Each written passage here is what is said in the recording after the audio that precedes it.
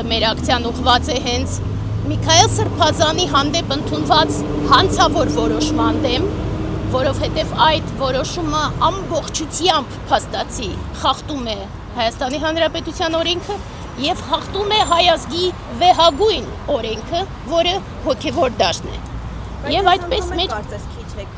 մենք ընդհանրապես ասեմ, մենք որևէ ձևով, ամեն անգամ ասում ենք, մենք որևէ ձևով չենք ուզում լինել քաղաքական ուժ, ոնց որ ոմանք սկսում են հիմա մեզ ներկայացնել։ Չենք ուզում լինել քաղաքական գործիչ։ Մեր ակցիաները ուղղված են դրան, որ ցույց տանք, որ հասարակությունը, ոչ թե քաղաքական ուժերը, այլ հենց բուն հասարակությունը пассив չէ, եւ հասարակության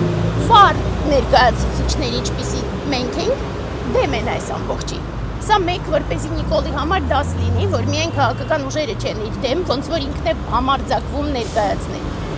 Եվ երկրորդը, այս անգամ երկրորդ նպատակը մեր այս ակցիայի, նաև վերջապես կոչ անել ընդդիմությանը միավորվելու եւ լուրջ քայլերի անցնելու, որովհետեւ մենք պնդել ենք, պնդում ենք եւ առաջիկայում դեռ շատ ավելի ակտիվ կպնդենք, որ ընտրությունները հանցագործի համար չեն։